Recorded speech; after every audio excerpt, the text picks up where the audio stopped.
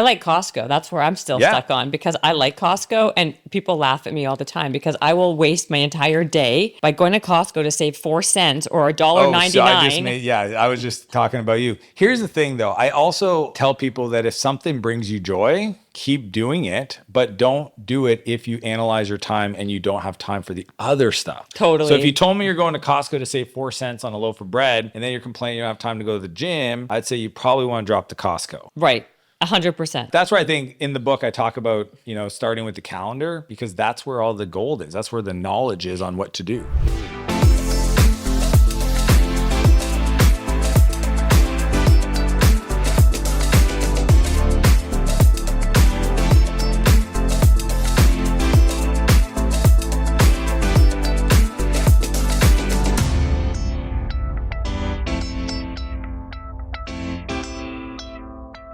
Today we have Dan Martell. Yeah. Right. All right. And his and team, and he's Canadian, so automatically you have a place in my heart. We're friends right off the bat. Cool.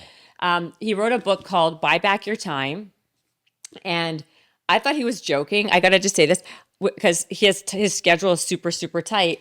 And he's like, well, maybe I'll just take a helicopter to get to you. And I'm like, yeah, ha, ha, ha.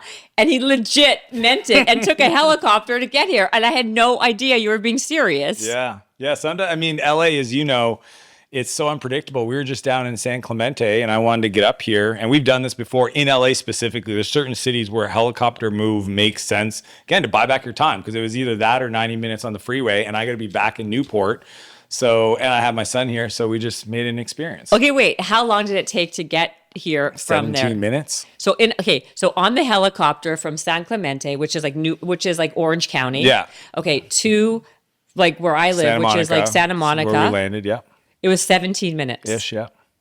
And then you're going to go back from there to Newport. Newport, yep. Where in Newport are you going to go? Don't know. I don't actually know where I go, so that's another part we can talk about. You have no idea. Sam's laughing right now because he manages me.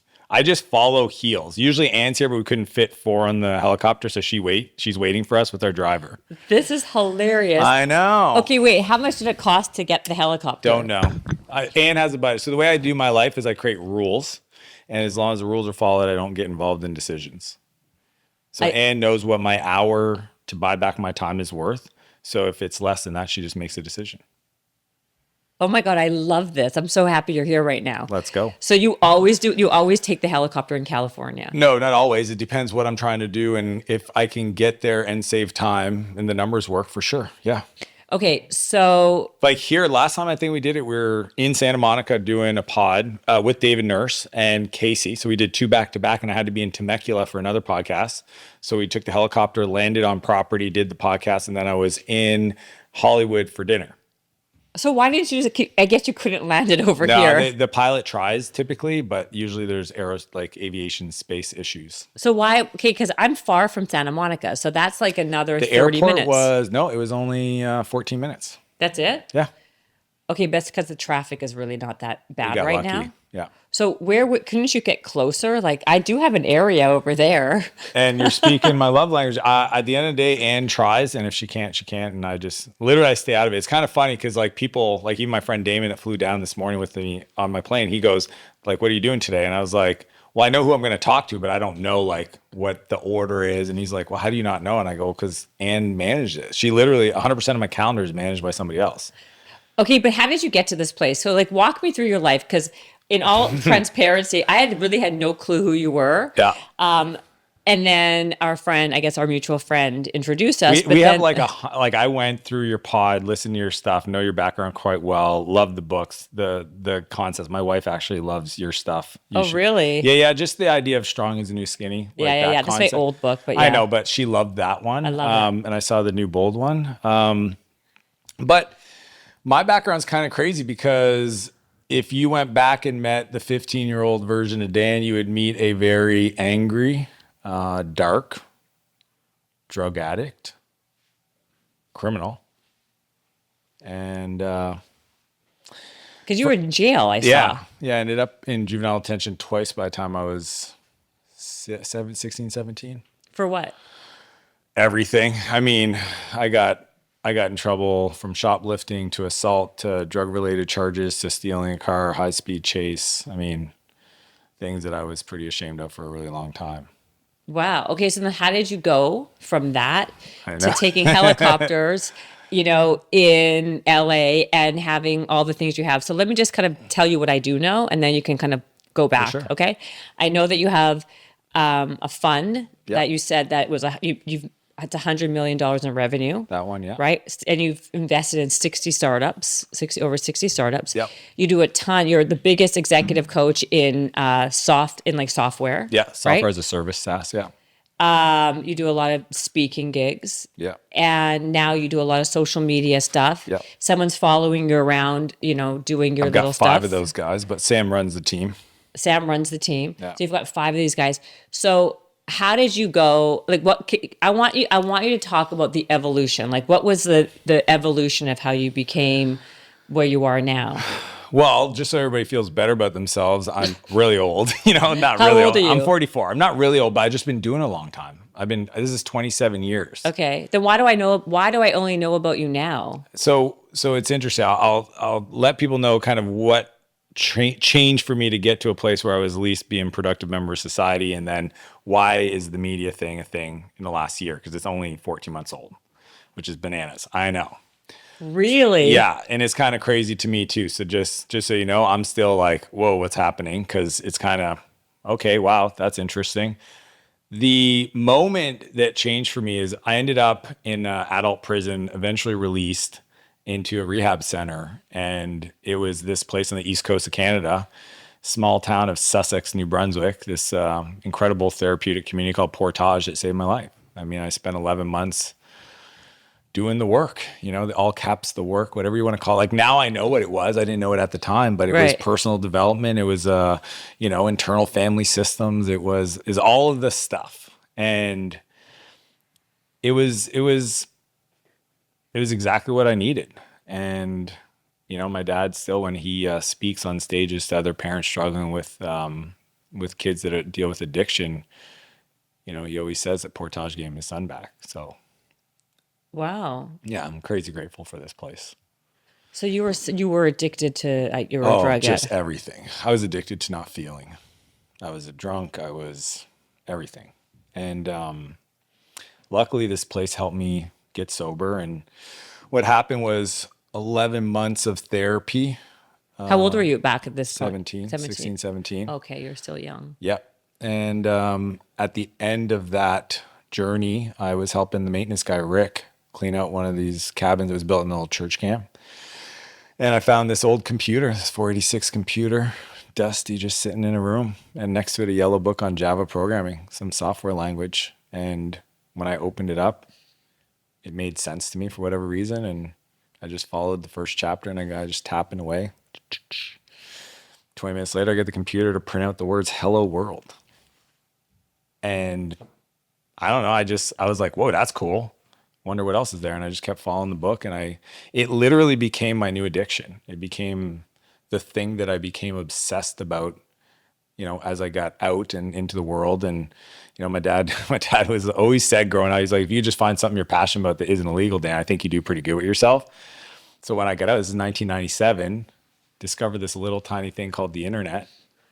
And that's my life. I went from one failure to another failure, eventually at 24. So I started at 17 in business, self-taught programmer, trying to build apps, websites, things. And then when I was 24, I hired a business coach, this guy named Bob. He was an E-Myth coach. If you ever read that book, I was like... No, what is it called? The E-Myth was written by a guy named Michael Gerber.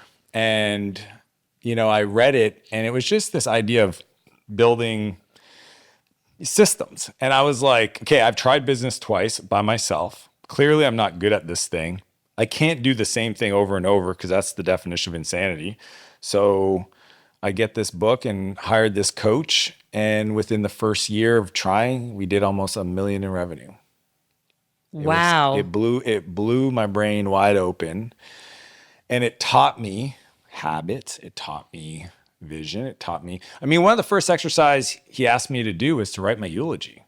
Can you imagine at 23, 24 years old, sitting down when you talk about begin with the end in mind, that was the most eye-opening, clearing, aligning exercise I could ever do. And that company, I think I became a cash millionaire at 27, so 3 years later, and then sold that when I was 28 and became a multimillionaire. And When you say multimillionaire, are we talking 2 million? Or are we talking 20 I was million? like closer to like 7 or 8. And you all were said and 27 done. at that time. 28 when I exited.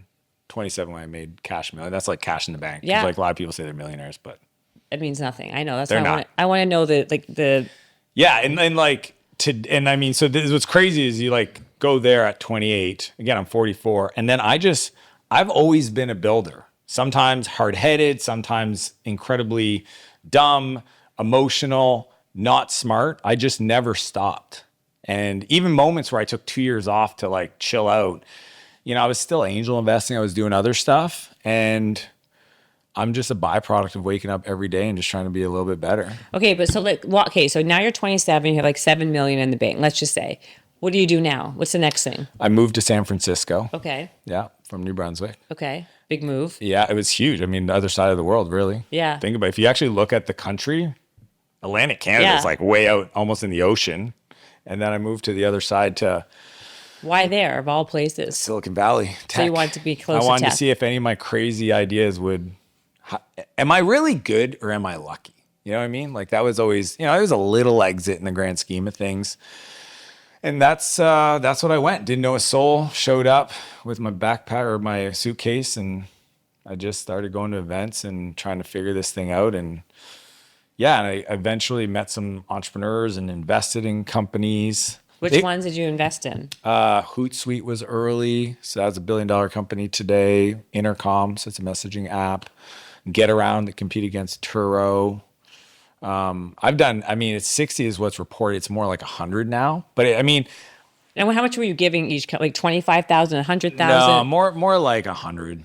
Yeah, 100K each. And were you kind of getting those opportunities by the network that you were meeting? So nobody knew me. So like until recently, not like you said, like how did I never hear about you? Because I was just behind the scenes. I was networking. I read a book called Never Eat Alone, and I did what it said. I love that book. Yeah, Keith Rossi. I just did what he said. Yeah. Organize meals, invite people to it. Never eat alone. Like you should never eat lunch alone. I would organize daily Canadian entrepreneur lunches. We would all have burritos in the Mission in San Francisco. And like I put on some weight eating too many Mexican burritos. Like that was, in hindsight, not a smart move for my health, but a great way to just have a place as people emailed me and wanted to meet up, or I was meeting people I could invite them to.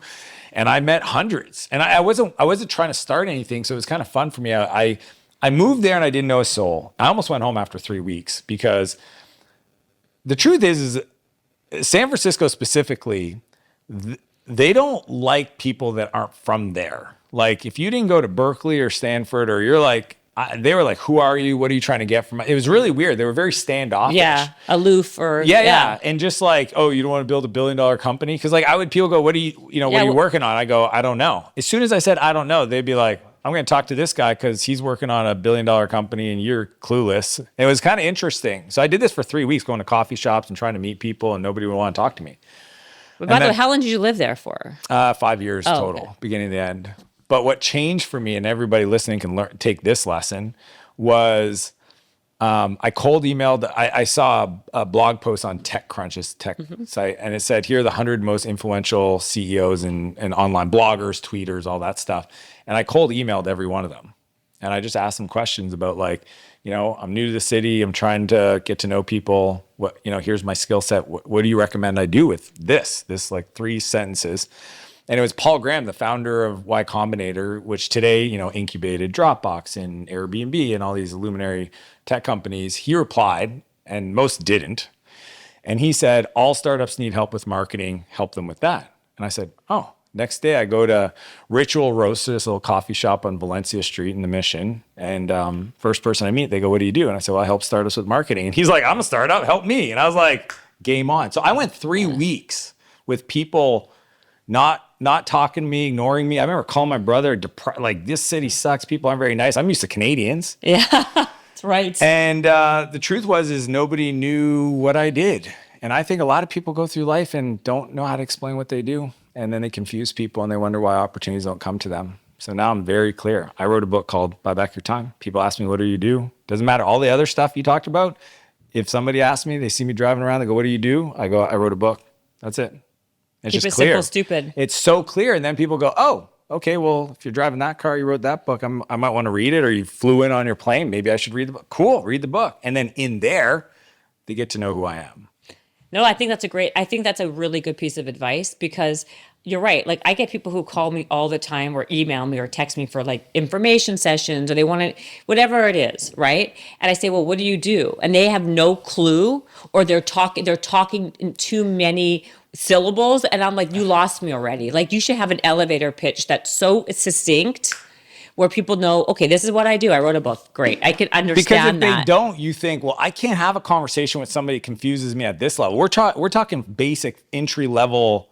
What do you do? Can you imagine asking them a deeper question? No. Like, that's what happened. No, you don't. That's why these people, including me at the time, I didn't realize the impact of not being able to answer a simple question like, what do you do? So then you go into these things and you're like, okay, now you're like basically bullshitting that you're gonna do you're a marketing No, I person actually for startup. did know how to do marketing. I just knew how to position it. So what I would do is I offered 2 weeks. But how did you know how to do marketing? Because you were doing For all my the previous company. Yeah, but you were more like, it sounds to me you were more like the coder. Yeah. So what's interesting in software, a lot of the coding, you've ever heard the term growth hacker? Yeah. It's actually a technical strategy, not a marketing thing. Growth hacking is actually, for the most part, APIs, like, programming stuff. And it's actually not like what people think is like imagery and ads.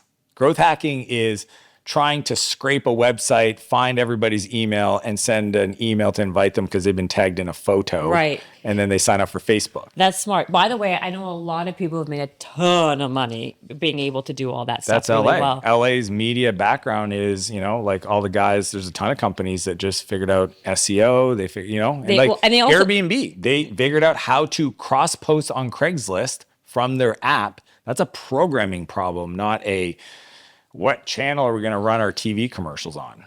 Well, that's true. And then also, I guess that's also growth hacking could be personal branding too, right? 100%. Like, how do you grow? Like, did you growth hack yourself? I guess you did. Well, so let's go to the second question you asked earlier, which is, how did I not hear about you and me? Like everything. So the Dan Martell brand today, we added almost 2.3 million followers in the last 12 months. How many? 2.3 million.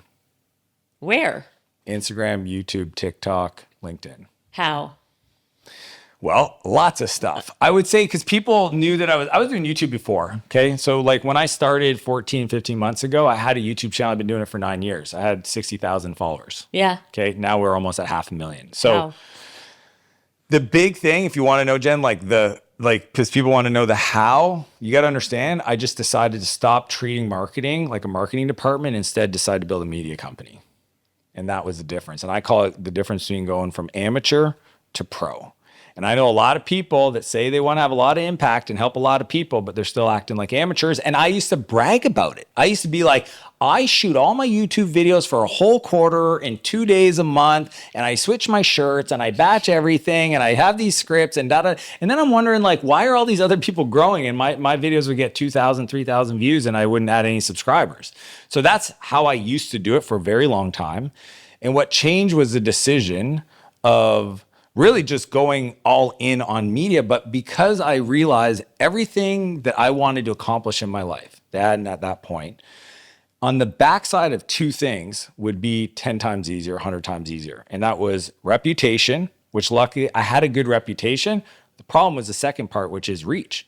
Nobody knew who I was. Mm-hmm. And like growing up, Keith Ferrazzi's book, Never Eat Alone, you hear it's who you know that can solve problems for you. And I don't disagree. That's actually a really important point. Turns out it's who knows you even more important, right? And if you're creating content, we live in this beautiful world that I didn't grow up in. What happens on social media today and the power of this phone and these platforms, I didn't have that growing up. Mm-hmm. You couldn't follow billionaires on social media and watch how they interacted and they taught you stuff for free. That's crazy. And I just thought, you know what? I always ask myself, like, what scares me? And the thought of going pro on that, I was already rich. I was already successful. I didn't need to do that, but it also gave me the most anxiety. And oftentimes I always look at what things or decisions give me the most And I go, okay, that's what I have to do. So it's kind of like whatever scares me the most is almost like the prioritization method.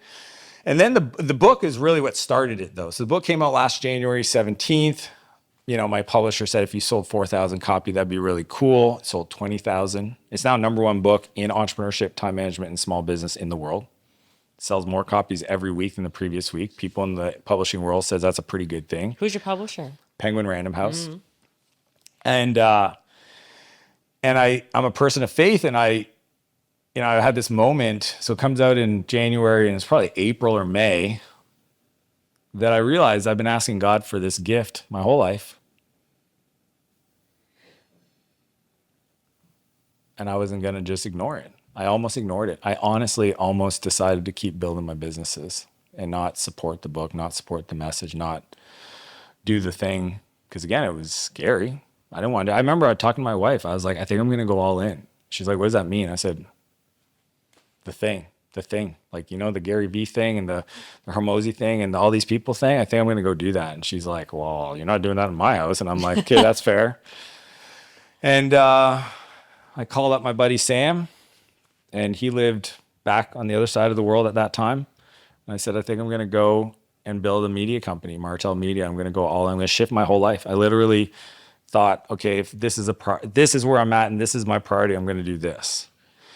And I said, if you want to be part of this, I need you in my hometown. We're going to build a studio. We're going to do this. We're going to do the thing. I don't know what it is. I just know two things. I look at my calendar and I look at my bank account. So if somebody tells me like my family's important to me, that's cool that you said that. Show me. Those are the two things I need to see. And I couldn't give you a good answer back then about if this was really a priority. Like I was bragging about what I was doing. I was spending $4 or $5 grand a month. That's in the grand scheme of thing. That was little budgets. My calendar, 2 days, once a quarter. And I was trying to have impact. Nope. I just couldn't lie to myself anymore. So I say, Sam, I'm going to go do this thing. If you want to be there, you got to move. 2 weeks later, he shows up, my front door, packed up, got rid of his apartment, shows up with his buddy Matisse. So I had a 2-for-1. Didn't know it was a package deal. That's cool. 2 protein bros in my basement. Wife Renee's like, how long Sam and Matisse going to live down there? I said, just for like a week or so. A month later, they're still there. I love it. But that's what we've built in the last 14, 15 months. A team of, 15 people that wake up every day to try to create as much value for the world than anybody else. And okay, I've got a bunch of questions. So first, does Sam have experience building a media company? He worked on my marketing department for a while. He has no experience building a media company. Okay. And when you say media company, describe what that is to you. So it's called Martell Media.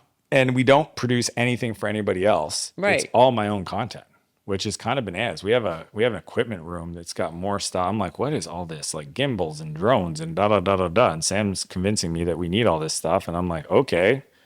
No, I'm kidding. We do use it. No, it's fascinating. Yeah, It's we shoot contents on scooters. I mean, we have mounts for things, car content. I mean, and again, do I know what I'm doing? No. Do I have a process for figuring things out? Sure do. What's the process? Process is you have to try a bunch of things that feel 100% aligned and authentic to you. And if something hits, you have to figure out what the format is, and you got to lock in the format. So what a lot of people in the content world that are not, because if you don't do enough volume, you don't have to do this because it's not a priority, and you can just try a bunch of stuff. But all the best people, and I would say, Mr. Beast is always at the top. Mm-hmm. If you actually look at his videos, and he's talked about this in these kind of like nerdy, producer type conversations with different YouTube channels, but essentially he realized that, there's these formats that work for his audience, and then he takes that format and he figures out all the variations. And for example, we'll spend 60% of our effort just on the packaging of a YouTube video. What does that mean? It means the concept, the title, the thumbnails. Let's add some S's to that. Split testing. We're talking first 30. We go literally 1 second, 3 second, 10 second, 30 second. And it's not like, oh, I like this, I put it. No, it is, and it's tested and retention, and we're looking at the analytics. It's just deciding if you want to get fit. It's same thing. To the degree that you measure with more precision, you will have the feedback to be able to improve your situation. People that are struggling with their health, it's because they don't measure anything. They don't measure their sleep, they don't measure the weight, they don't measure their food, they don't measure anything. I learned, hey, macros, you got to focus on them. Workout intensity and progressive overload, and you got to track your workouts, all these things. So it's like, I just applied the same concept from software just to media. And again, surround yourself with people that do it. So we built a network around Sam. We hired great talent, consultants, agencies, and Do you have a lot of outside agencies who work with you? no. So what we do, and this is Sam, full credit to him, is we'll hire an agency for 90 days if they have an expertise, but we'll just tell them up front, we're hiring you to teach our team. And then we usually hire somebody to pair them with. And then you can't do artistic projects at the scale we're trying to do if everybody's contractors, because they just don't care as much. Totally agree. They just can't. And I don't blame them for it. They're running a business with their margins and processes and blueprints, and that's how it works. We're like really in it. I mean, rule number one, if we don't consume our own content, then we've messed up. So you're not allowed to work on the media team if you don't already subscribe to the newsletter, watch the reels, watch the YouTube. There's no ifs, ands, or buts. If you don't consume the content we put out there, you're not the right person for the team, because you're not a consumer of imagine Magic Mind founder doesn't take his own product. I know a lot of people have marketing departments that the people creating the content don't consume the stuff they make for their customers.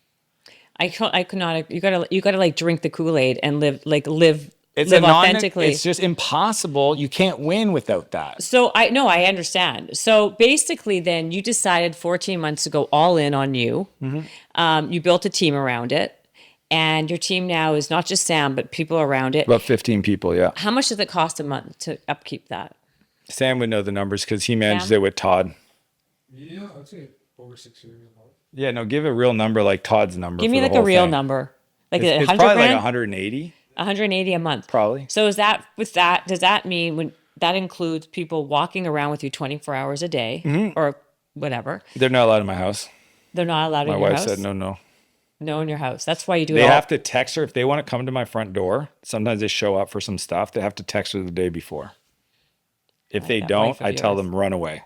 Okay, good. So it's everything outside the house. Are your kids allowed to be on? Yeah, Renee doesn't care. We put the kids on. Yeah, that's fine. Okay, so you basically have someone to follow you around. You said you have more than one person. Yeah. We have, so essentially, there's two parts to the team. There's a revenue team because you monetize content. A lot of people, I didn't know this when I started. Right. Yeah, our YouTube makes enough to cover the production costs. So that's crazy. Right. Nobody told me that. So we have a revenue team, we have a media team, and then Todd runs the thing. So that's the one thing, again, I write about it in my book. I don't need to CEO companies anymore. I like to be the talent. I like to create them, but have other people run them. So I remember what I saw of yours now that I liked. What was that? I just remembered you talked about building talent, about CEOs who they are spending their time building talent, getting that build the people, building the people, and the people build the business, and the people. It's 100% how it is, and that's why I love that we now have a camera showing people the conversations, how I move through the world, how it actually works. Because you can read it. It's like trying to learn to surf. You can't learn to surf reading a book. We want to show people behind the scenes, and we do the best we can to do that. But day one, hire Sam to run all media stuff, hired Todd to run the media company, and then he built the rest of it. Because people, when you start off, you build bottom up, right? Because you don't have any money, you don't have any resources. So you're like, hey, cousin, can you help me do this? And you kind of piece things together, you make some money, you buy back some time.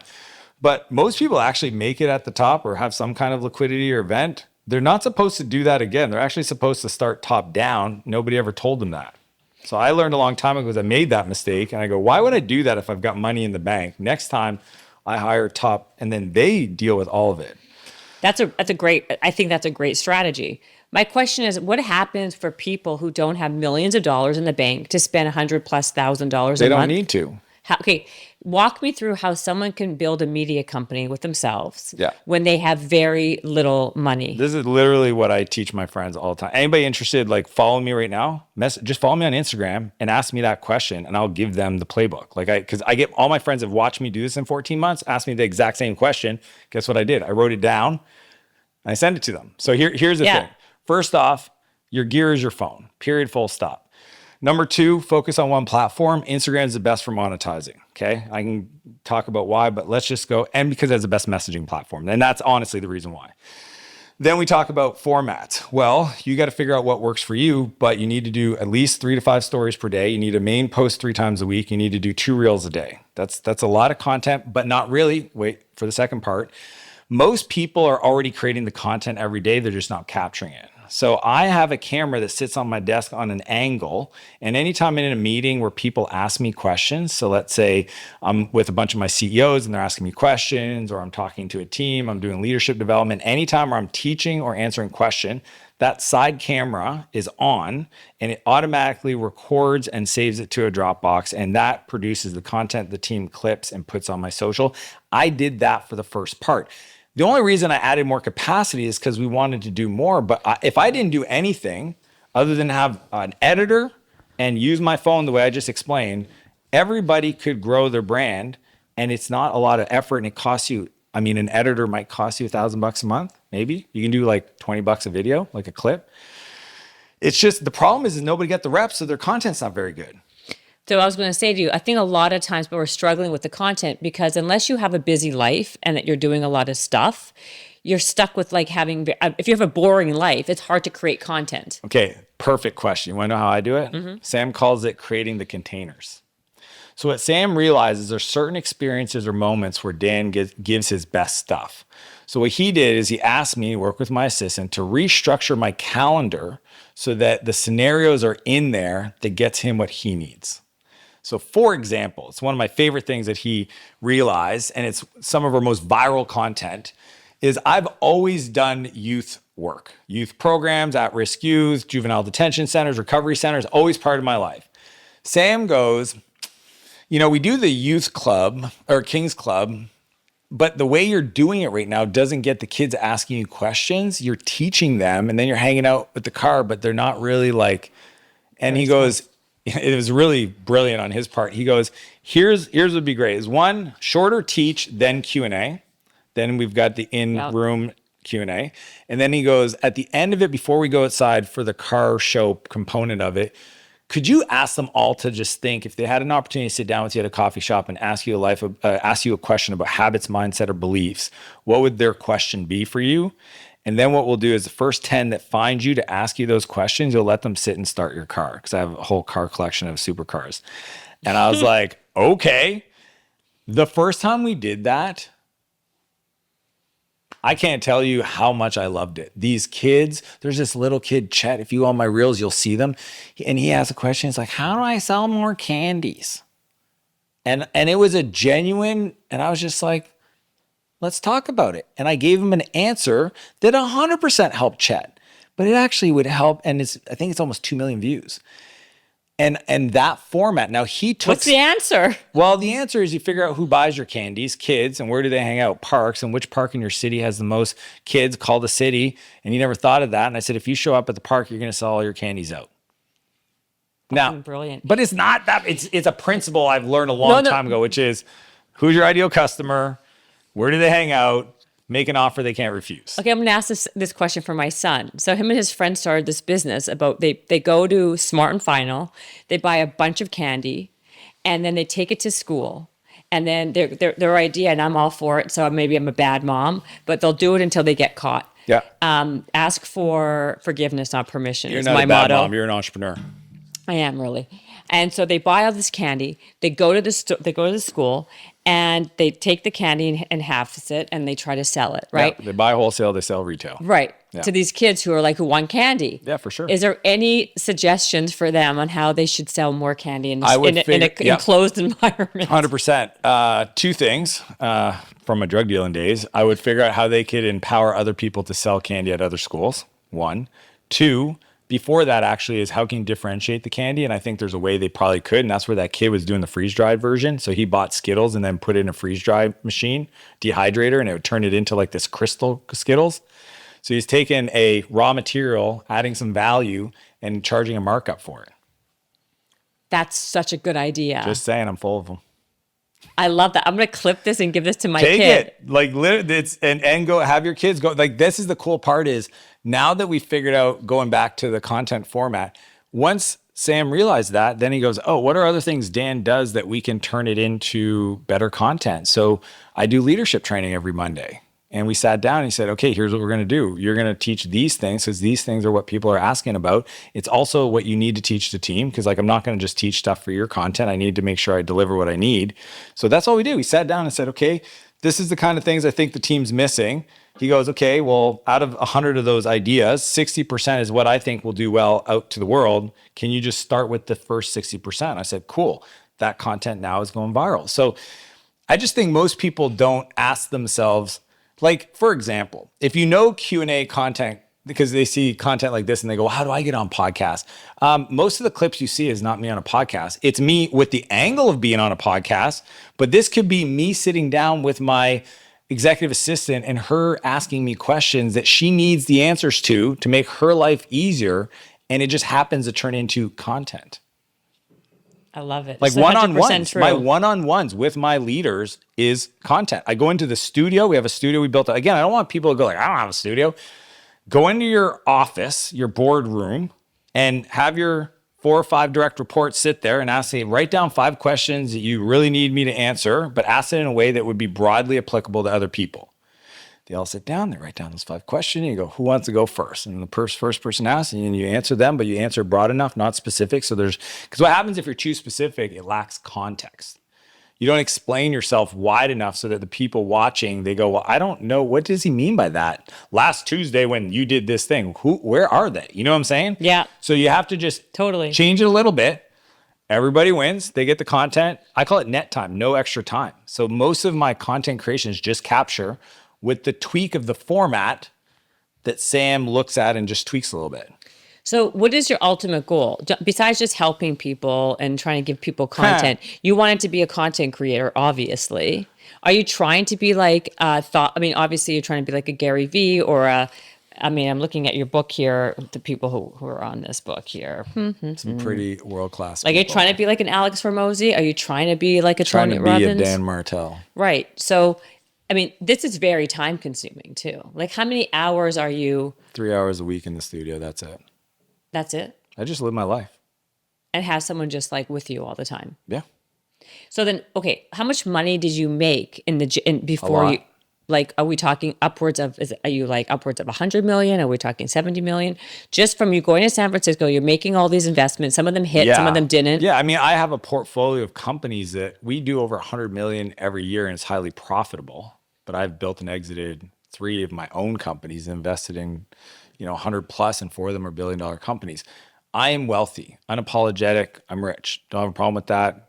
If people, I actually don't care though. Like if somebody's going to judge me based on my net worth, I think you're missing the whole plot, right? Yeah. Because why would anyone judge you on that though? some people, and it's just because I do so much work with youth, I use that to get their attention. And then once when you roll up to a rehab center and you're driving, even a BMW or Mercedes, it has they pay attention differently than when you roll up in $1 million, Aventador SVJ. They're like, Oh my God. How many cars do you have? a lot. Which is that the most expensive car? No, I just got a new 765 LT that's pretty crazy spec, a McLaren. I think I saw that in one of your videos. Is that the blue one? Yeah, I just got it last night. How much is that? That one's not much more than the SVJ, but it is more expensive. I've got quite a few cars that are close to $1 million. Jesus. Yeah. And I buy more because I run Kings Club and we like to have the unveiling at the Kings Club. That's crazy. Yeah, but I just do that so they read the freaking book. But I find it, you know what? I actually find that very inspirational because you weren't handed money. Like what bothers me when people are given money, but they were just like trust fund babies. You freaking there's did not it. even You handed. came from I was nothing. in a hole, okay, and I almost didn't get out the hole. See, Luckily, that's some people amazing. showed up in my life and said, hey, Dan, I've gone through this. If you put your feet here and your hands there and you keep your head looking up, not even guaranteed. You might fall down a couple times, but let's get you to the top. And that's where we'll start. And that's why for me, I just have a belief that if you've ever come from that environment and you get out of it, it's your responsibility to help other people. And that's Yeah. what I've done my whole life. What's crazy, Jen, is I didn't tell anybody for 15 years. What do you mean? You didn't tell anybody? I got out of rehab. I got sober. I started in entrepreneurship world. And I didn't tell the world about anything I went through as a teenager. My parents and my brothers and sisters, we didn't talk about it. We pretended like it didn't happen.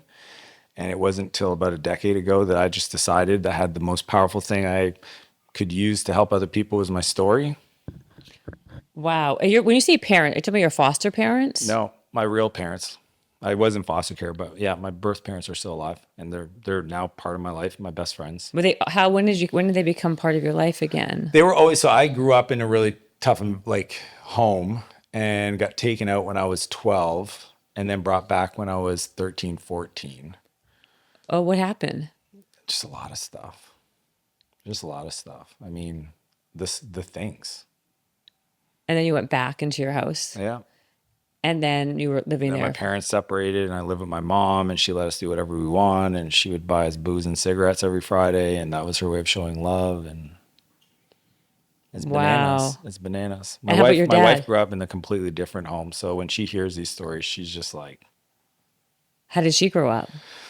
whatever the opposite is. Two parents that have been literally, we just celebrated their 39th wedding anniversary and had dinner every night at 5:30 together, and her parents went to every game, and So different. the opposite. So it's crazy. Fun little fact. When I decide finally at this event, just because whoever won the best talk was going to get a $50,000 donation to the charity of their choice, I decide 10 years ago to tell this story. She didn't know, my fiance wife at the time. She was pregnant. We ended up had to push a wedding back because she got pregnant. So we had her firstborn. She was pregnant. She didn't know. And I tell her, I'm gonna give a talk today. You don't know the details, and I just need you to stick around, and it might be a little tough for you to hear. We'll talk after. And she goes, well, my parents wanted to surprise you, and they're gonna be here for your talk. And I'm like, okay, don't let them leave. And I remember me and her mom for a long time she didn't understand the Dan Martell entrepreneur. She didn't get me. Right. And I get off stage and I come up to her and she's in tears. And she just looks at me and she goes, I get you now. She gave me a big hug. I said, I knew you would. This is the thing is I know myself. I know my intentions. I know that I was a good person. It took a long, long time to see that. And sometimes people that don't understand why I'm so driven, right? You Jen, I know you get this. I do. I get all of it. All the time. They're like, why is she like that? She's a little much. I know why I'm a lot. And I'm unapologetic about it because I'm not doing it for your approval. Anybody's approval. And not your, like, I wasn't doing it for her mom's approval because she didn't understand me. I knew why. Who I was doing it for is little Dan. And I will fight for little Dan, and I will show up to try to be the best person I can possibly be for that little kid. Don't know if I'll ever be the person I needed at that time, but I try. What was the story that she heard? About the high-speed chase, about almost taking my life, about going through prison and what it did to me. How long were you in prison for her, though? First time 2 months over summer, and the second time 5 months. But it was getting thrown in the hole that really... Like solitary? Yeah. In an adult prison. Like, was it like, how long were you in that hole for? 3 days. But they don't tell you, and you're locked up for 23 and a half hours a day in your underwear. They don't tell you. Nope. No, that's part of the torture, I guess. What do you think about in that way? Do you remember what you were thinking about, or were you thinking, or?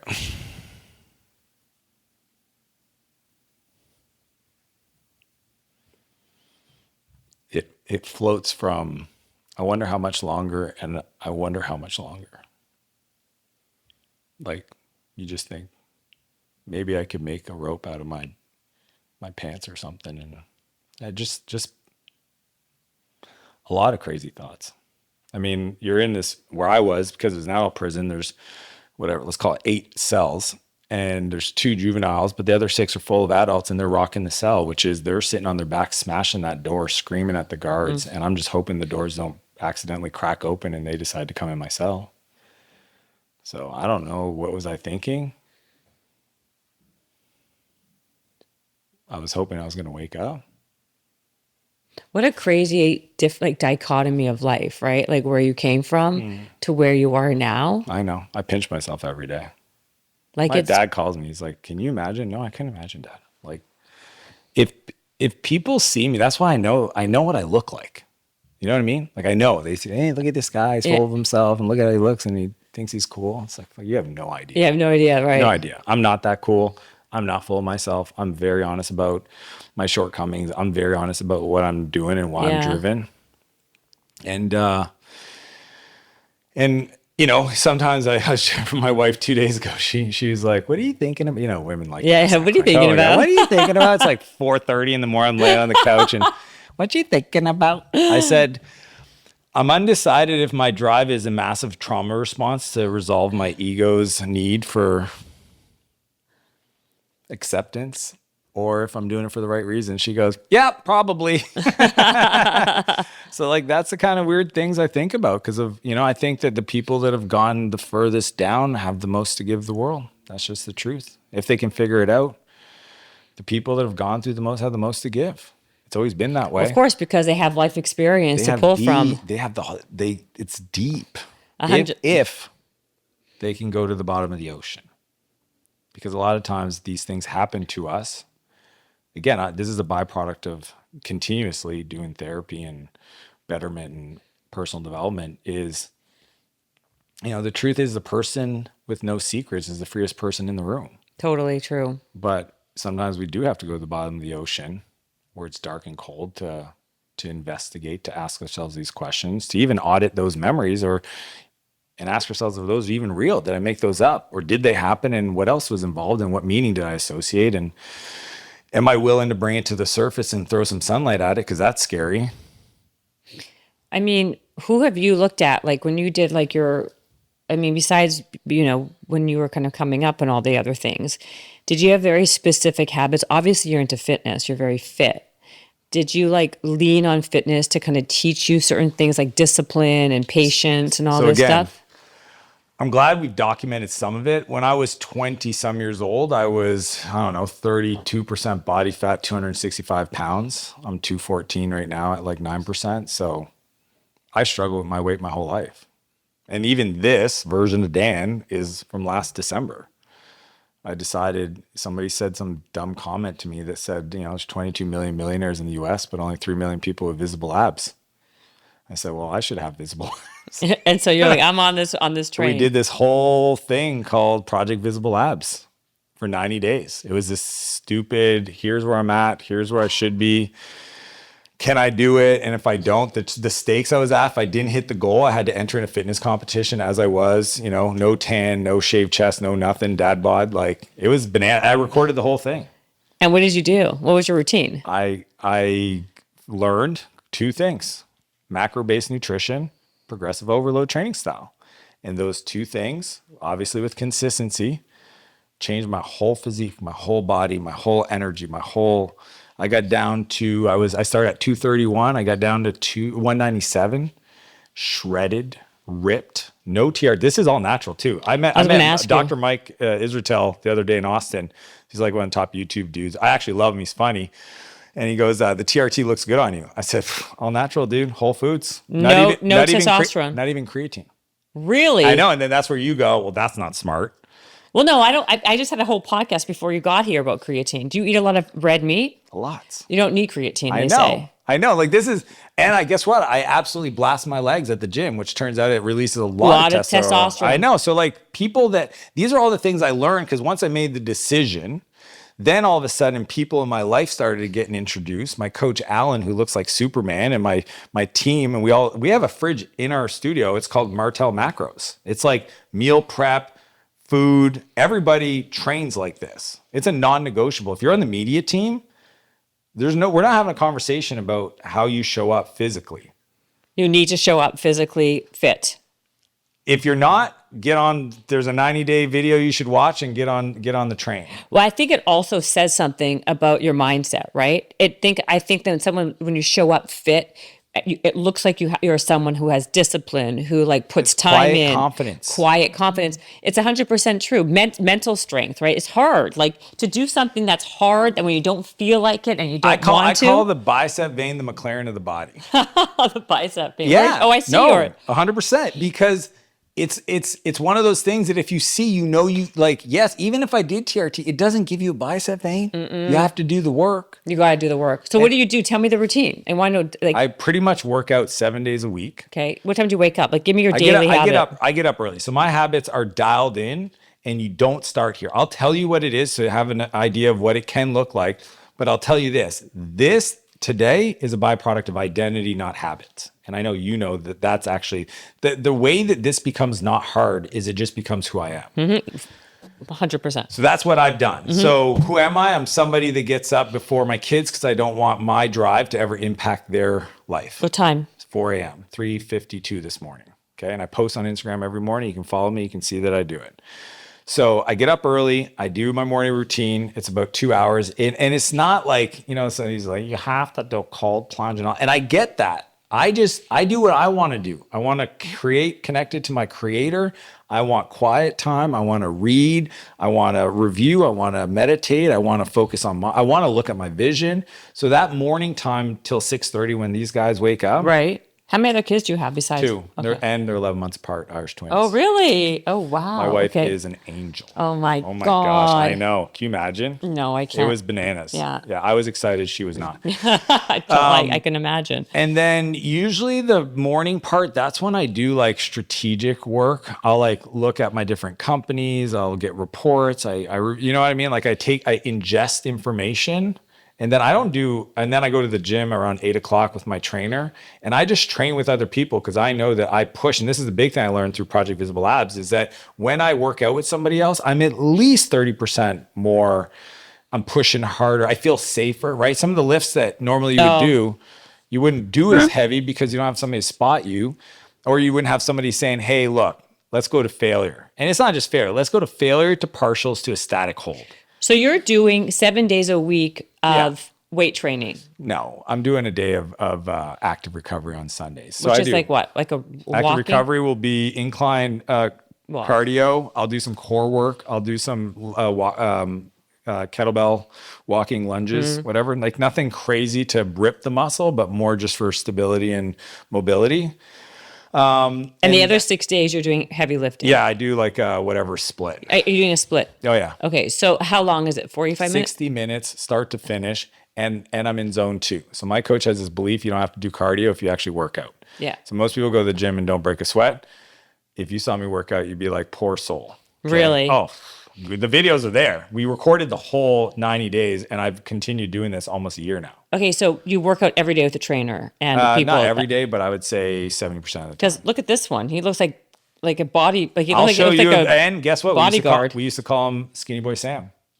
If you met the 16-year-old Sam that I met, you wouldn't believe this young gentleman. Wow. So do you do cardio or no? No, I used to do Ironmans. So that's what I saw. Yeah, my background, I think about 6 years ago, I got fed up of being fat, and because the kids were like 5, 6 years old, and I'm like, hey Dan, you know better, you're not dumb. You read these books about success, and it's like you don't look it. So I started with CrossFit, and then running, and then marathons, then triathlons, and then ultras. But I didn't look the part. So what happened was all those activities are kind of cheated because you can use races as a way to like stay fit, but you're actually eating like crap. Like I would train for Ironman and eat the worst, like because I was burning 4,000 calories a day on top of my metabolic burn. So it was. We just did a whole podcast on this because I feel like a lot of those endurance races or crazy races, like there's zero healthy about it too. And first of all, you're like ruining your body. Yeah. But more than that, like you don't have that aesthetic that people are trying to get. Nobody looked at me and go, ooh, I want to look like you. No, very rarely. Yeah. Very rarely. Yeah. Like, you look like you're like, either you look like a fat, thin person. Yeah, the Tyrannosaurus Rex, little arms, bigger midsection. Just flabby. Yeah. Because you're basically like breaking down muscle mass all day and it's not for body composition. Yeah. So that was the big shift when I did Project Visible Labs was the decision, you know what? I do want to look the part. And the craziest thing, if you watch the video, it's on my YouTube. I think it's called "How to Get Abs in 90 Days." Some clickbaity title. People love the abs in 90 days. That's the great. Yep. And the thing I learned doing it, you hear me say it throughout the whole video, as I got leaner, is like I could have looked like this my whole life. That was the craziest idea to me. I could have looked like this my whole life. I didn't know. I didn't know about macro-based nutrition. I didn't know about progressive overload. I just knew the other stuff. And it turns out that So tell people what that is, just for, I know, but just for yeah. people. So the way I like to think about it is micronutrients is for your brain, calories is for how much you weigh, and macro is for how you look. Okay. So protein, fats, and carbs. And it turns out your body, if you adjust the different protein, fats, and carbs to your workout and body composition goals, you can do, the body responds. It's the craziest thing. Like when I'm cutting and you drop my carbs down, boom, all of a sudden I look lean. The veins get veiny. It's like, whoa, that's interesting. If I want strength, I might add more carbs so that I have the capacity, the glycogen in the muscle to be able to throw some weights around. I need that to be able to rip the muscle, to actually grow the muscle. And I love when people go, I want to work out, but I want to look too big. I'm like, okay, calm down there, Popeye. Because just so you know, it takes a lot of effort to put on muscle. And the biggest you're going to look is at the end of your workout when you got a pump on. So if you're okay with the pump look, don't worry about it. Totally. It's like women too. Like they're scared they're going to get too big. Women say that to me. They're like, I don't want to look like that. I'm like, by the time you look in a mirror and feel that way, you can stop. Yeah. So chill. It's not going to happen. So that's macros. And then progressive overload is the idea that if you lift the same, you look the same. And that's the way I think about it. So if I'm not tracking volume of weight, that's such a great way of putting it. I say it all the time. Lift the same, look the same. Because people don't realize that. And you see these people, 90% of the people at the gym, a year ago, they look the same. Well, I know why. It's because you're lifting the same, right? You go there to get a mild pump on. You don't actually rip the muscle. And then if you plateau, you're supposed to, so my trainer, we look at, because I track everything in an app. And then when he notices me plateau for 2 or 3 workouts, then we swap the whole. So we keep the same splits, we change the movements, and that's how we muscle confusion. I love it. Yeah. If you, as a male, if I put 3 or 4 pounds on naturally eating whole foods, and that's the other thing is I eat whole foods. I travel with my food. I ate lunch, right before in the car before I jumped on the helicopter. Like, what'd you have? I don't know. It's like in meal prep. It's like it was ground beef and vegetables. Yeah, literally. Well, and this is the thing is I just get rid of decisions I don't need to make anymore. And I think that's one of the best habits you could possibly do. Decide once. In software, we call it dry. Do not repeat yourself. So when you write code is dry if you never have to write the code again because you just reference it. So in life, I like to make a decision once. This is what I want to eat for the next 4 months. And I'm good. I don't need variety in that area of my life. I'm going to use variety in other, like flying around LA. That sounds like more fun than me wasting my brain power. You ask me, why do you always wear a blue shirt? Same reason. I don't want to think. I wear the same thing every day. Guess what? I think about how am I going to help this company 10x in the next 12 months? That's a hard problem for me to put my brain to, not where am I going to eat lunch today? So I like this shirt. I mean, I figured because I have a whole thing in my book about wearing the same clothes. Steve Jobs did it with his black turtleneck. I mean, people do it all the time. Decision fatigue. It's just decision fatigue. That's what I call it. Of course, it's decision fatigue. Don't put your energy in areas that don't need. No ROI. Absolutely agree. So you chose to have blue. Yeah. Blue, it makes my eyes pop, my wife told me. Yeah, that's good. True. Facts, hopefully. And 2, it's a color of trust, hence the cover of the book. And as a business person, well, IBM is blue, etc. And if I pour coffee on myself, it gives a little bit of lenience of like stains, right? It's not white. White, forget anything it. White, I'm done. Me too. So luckily, it covers mistakes up. And it got people talking. I remember when they started asking me and I was just laughing. So yesterday was Halloween. I walk into my studio and guess what I see? Everybody in my studio dressed as Dan. and then I did King's Club, my youth program. And there was about, out of 100 kids, about 10, 15 kids dressed as Dan. I love that. And I thought that was the coolest thing in the world. So yeah, I'm going to wear a blue shirt. How long have you been doing it for? I don't know, 8 months. I love it. It just was a thing that happened in the content. And then Sam's like, hey man, I think that's your uniform. I said, done. Just wear the same blue, beige, white shoes. That's what I wear all the time. And do I own other shirts? Sure do. Do I wear them when I'm shooting content? Nope. Always the blue. Always the blue. Can you do like different tones of blue? I have different. This is my new tone of blue. Okay, that's a new one. Okay. Yeah. Okay, let's talk about buy back your time. I want to know ways that we can buy back our time. I saw the decision fatigue we got. I'm on board with that one. Let's do the home stuff because it's probably the most approachable, right? So first off is most people waste their time. They have time assassins, I call them. And that's chapter 3 of the book. So I would just say, how about we just start by not wasting our time by, stepping over dollars to save pennies. Like the people that drive, 45 minutes to Costco to save $3 a gallon of gas. People don't ever stop and ask themselves, what's my time worth? I mean, how about we just do this? Just assume your hour's worth $100. If you're actually an entrepreneur, go to 500. If you want to stretch it, go to 1,000. And then you think about it as every hour you paid. Like that's the way I think about it. I paid for this hour, that amount of money. So how am I going to get a return? I will tell you, most people will discover quickly they should start saying no more often.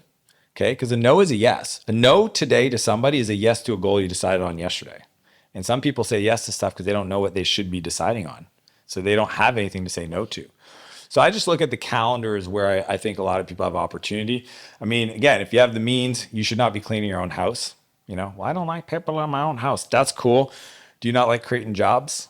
Do you not like, supporting other people that might need that opportunity? I like Costco. That's where I'm still Yeah. stuck on, because I like Costco, and people laugh at me all the time because I will waste my entire day by going to Costco to save 4 cents or $1.99. I was just talking about you. Here's the thing though. I also tell people that if something brings you joy, keep doing it, but don't do it if you analyze your time and you don't have time for the other stuff. Totally. So if you told me you're going to Costco to save 4 cents on a loaf of bread, and then you're complaining you don't have time to go to the gym, I'd say you probably want to drop the Costco.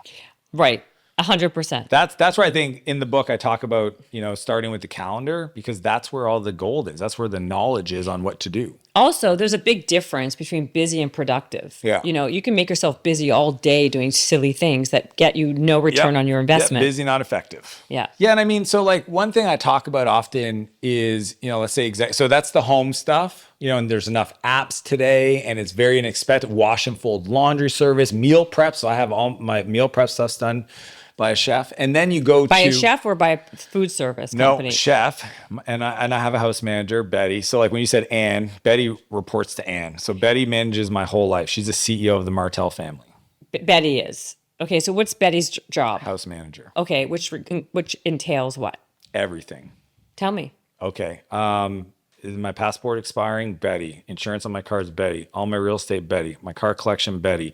Managing Max and Noah's soccer schedule, Betty. Figuring out everything. Our travel, like personal travel. Essentially anything Renee or I would have to do. Renee and I do 2 things. Hang out with our kids or spend time with each other or people we love. That is it. Anything that looks like not that, we choose not to do it.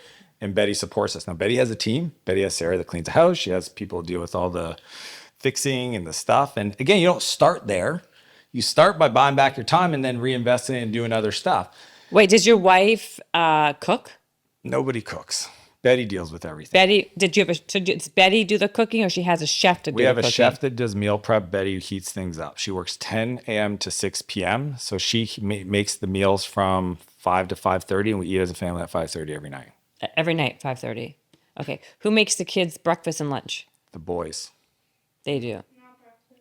Well, I don't make them breakfast. Maybe mom does. Who makes breakfast for you, Max? Your mom? Yeah, if dad's and they call me Dita. If Dita's taking care of you, who makes your breakfast? Us. Have I ever made you breakfast? No. Can you ever remember a time I made you breakfast? Never. How about lunch? I don't make them food. Well, except takeout. But Yeah. Who does make your lunch? Betty? Or you? They've been making their lunches in their backpack since they were probably 6, Got 7. it. I like it. Okay, go on. So Betty reports to my assistant. The problem with the assistant, especially if you're just an entrepreneur, most people think they can't afford them or they don't know what they would do. So That's a big one, I think. yeah, and I understand it. And I talk about it in the book, chapter 5, where I was like, here's the way to think about hiring that person and start with these little tasks. And okay, if people want this, and I usually never give this away. So Jen, your audience, if they're listening, follow me on Instagram because I want to grow my audience. I will send them my internal Google Doc executive assistant playbook.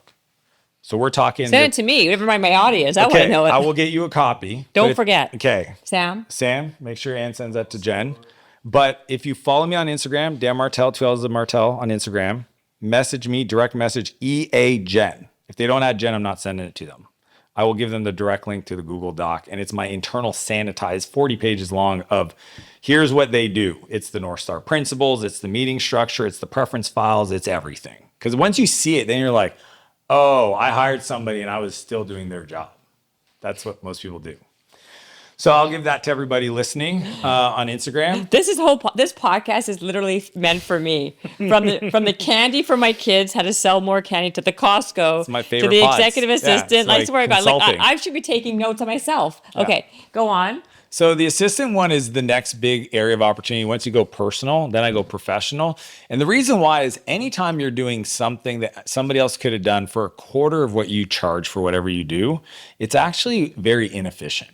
Period. The maths. Like if you could pay anybody else a quarter of what you bill, your hour, your services, whatever you do, then if you do that, you're working against yourself. It's like you're trying to swim upstream because you want to be in flow.